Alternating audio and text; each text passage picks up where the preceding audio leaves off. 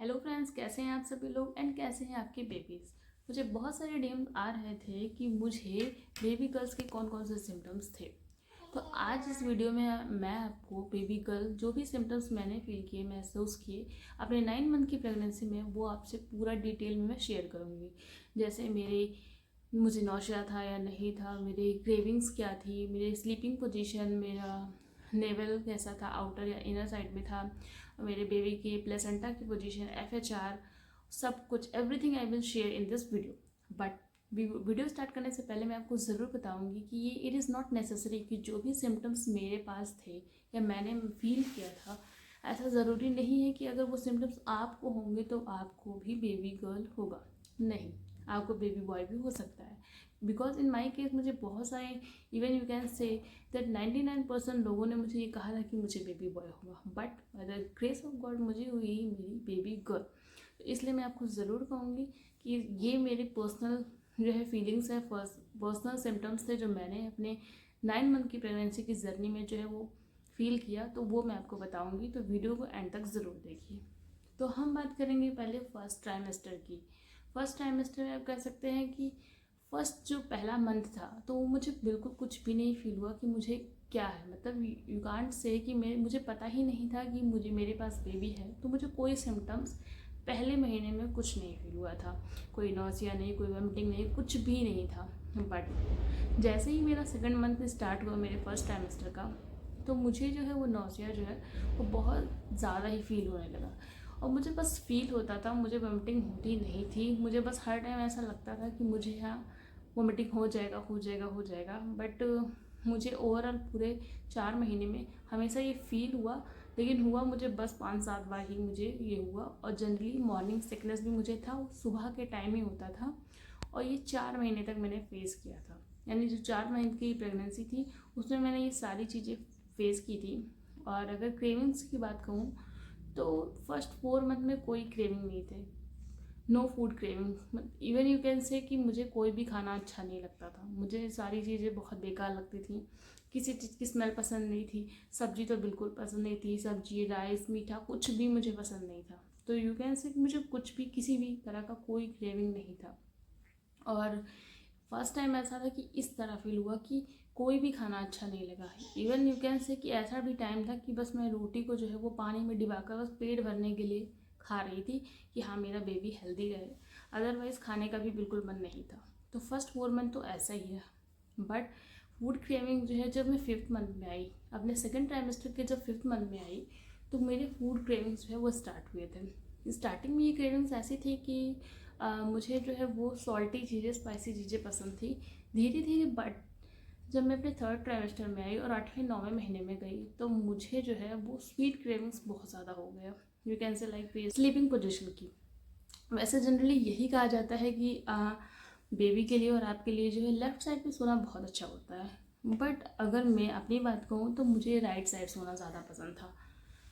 बस बेबी के लिए सारी चीज़ें अच्छी हो, मैं लेफ़्ट में सोने को ट्राई करती थी, but for my comfort level जो है मैं हमेशा राइट हो जाती थी। तो मेरी स्लीपिंग पोजीशन जो थी वो राइट थी। अब बात करेंगे नेवल की। तो नेवल जो है वो इनर साइड में था, अंदर की तरफ था। बट थर्ड ट्राइमेस्टर के एंड में 8वें 9वें महीने से जो है वो आउटर साइड यानी बाहर की ओर आना स्टार्ट हो गया था। तो मेरा नेवल जो था ओवरऑल वो बाहर की तरफ था। अब बात करेंगे टमी लाइन की।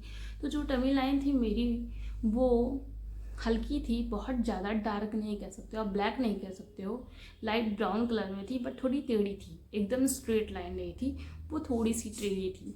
तो ये थी मेरी टमी लाइन। एंड अब प्लेसेंटा से पहले बात करेंगे स्कैन की, कि ओवरऑल जो 9 मंथ की प्रेगनेंसी होती है उसमें जो है ओवरऑल 4 to 5 जो है स्कैन होते हैं। फर्स्ट जो होता है, मैंने जो कराया था वो तीसरे मंथ में कराया था, दैट इज़ एंटी स्कैन था। उसमें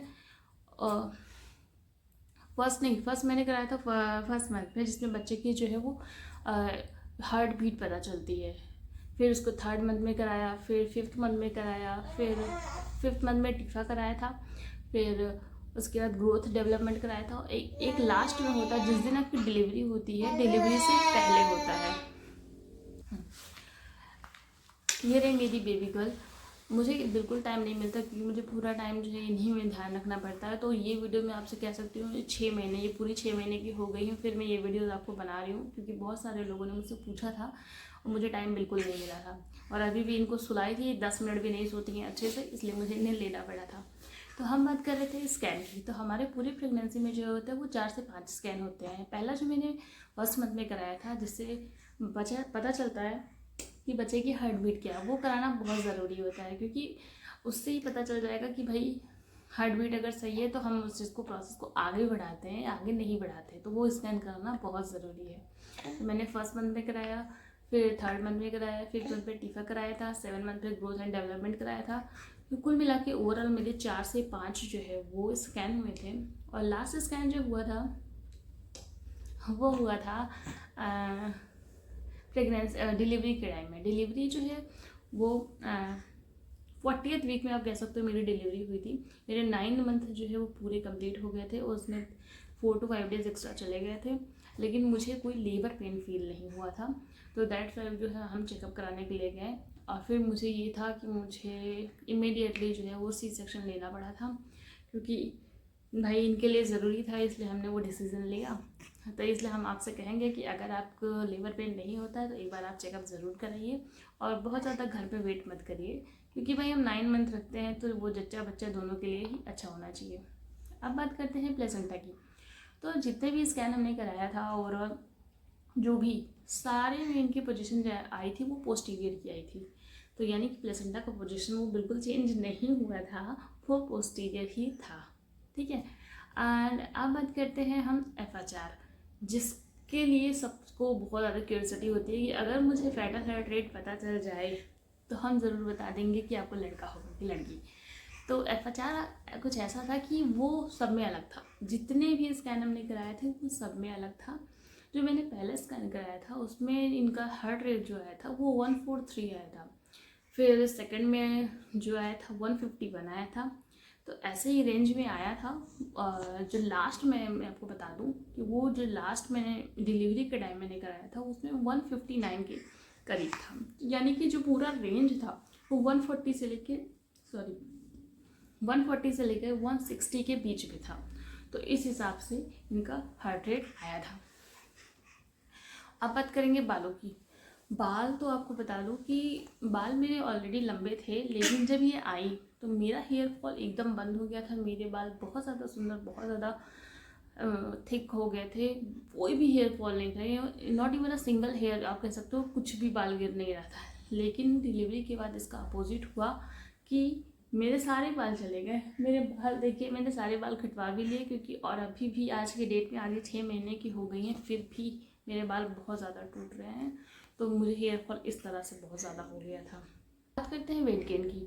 तो वेट गेन मेरा जो हुआ था स्टार्टिंग में, मैं आपसे कह सकती हूँ कि जब ये 5 मंथ की थी तो मैंने जो वेट मेरे टमी में 5-6 महीने की जब हो गई थी तो मैंने 5-6 किलो ही वज़न बढ़ाए थे। तो मुझे ये था कि बहुत कम वेट गेन हुआ है। तो बाद में ये हुआ कि मैंने अपने डाइट को और ज़्यादा बढ़ाया, तो ओवरऑल फिर वेट गेन ज़्यादा हो गया था। तो ओवरऑल जो मेरा वेट गेन था वो मुझे लगता है कि 8 से 10 किलो जो है वो मेरा बढ़ गया था। इस हिसाब से मेरा वेट गेन था। तो ये थी मेरी पूरी जो है डिटेल्स, जो भी मैंने बेबी सिम्टम्स बेबी गर्ल्स के लिए फील किया वो मुझे मैंने आपके साथ शेयर किया। बट अगर फिर भी अगर कोई सिम्टम्स मैं भूल जा रही हूँ तो आप मुझे कमेंट कर देना, मैं उसे ज़रूर बता दूँगी। और अगर आपको कुछ और जानकारी चाहिए या कुछ भी और मेरे सिम्टम्स देखना है। हाँ, एक चीज़ मैं भूल गई, टमी शेप के बारे में बात किया जाए तो मुझे मेरे टमी को देख के मैक्सिमम लोगों ने कहा था कि मुझे बेबी बॉय होगा। अब पता नहीं, आप मेरे वीडियोस एक देखेंगे मेरे इंस्टाग्राम पे जो मैंने डाले थे, मेरे मिलियन व्यूज़ गए थे और उसमें जो है 99% लोगों ने श्योरिटी के साथ कहा था कि मैम आपको बेबी बॉय ही होगा। लेकिन एज अ रिजल्ट मुझे हुई मेरी बेबी गर्ल। तो बस मैं यही आपसे कहूँगी, ये सब मिथ्स हैं। आप किसी पे 100% ट्रस्ट नहीं कर सकते हो कि जो अगले ने कह दे वही हो। नहीं, आपको अगर मेरा टमी शेप देखना तो देख लीजिएगा, वीडियो मैंने डाल रखा है बरखा टॉक्स इंस्टाग्राम पे, और उस पर ज़रूर देख लीजिएगा। अगर चैनल को फॉलो नहीं किया तो प्लीज़ फॉलो कर लीजिएगा। तो ये पूरा ओवरऑल मेरा सिम्टम्स था। अगर आपको कुछ और पूछना है, कुछ भूल गई हूँ तो प्लीज़ आप दोबारा पूछ लीजिएगा। मैं आपको पूरी वीडियो मैं आपको पूरा जो है वो शेयर कर दूँगी। एंड आपको मिलते हैं नेक्स्ट वीडियो में। अगर आपने चैनल पे नए हैं और मेरी जानकारी आपको अच्छी लगी तो वीडियो को लाइक और चैनल को फॉलो ज़रूर कर दीजिएगा, और ये वीडियो और लोगों को शेयर कर दीजिएगा, अपनी बहनों को, ताकि उन्हें भी जो वो सिम्टम्स पता चल जाए। लेकिन फिर कहूँगी, ज़रूरी नहीं है कि आपको बेबी गर्ल होगा, तो ये बस एक मिथ्स है और पर्सनल जो है वो फीलिंग्स है। तो मिलते हैं नेक्स्ट वीडियो में। Tata, bye bye, take care and खूब सारा प्यार मेरी बिटिया को दीजिए। Bye bye. देखो ये ली बोलो, मेरे मम्मा के चैनल को फॉलो कर लीजिएगा।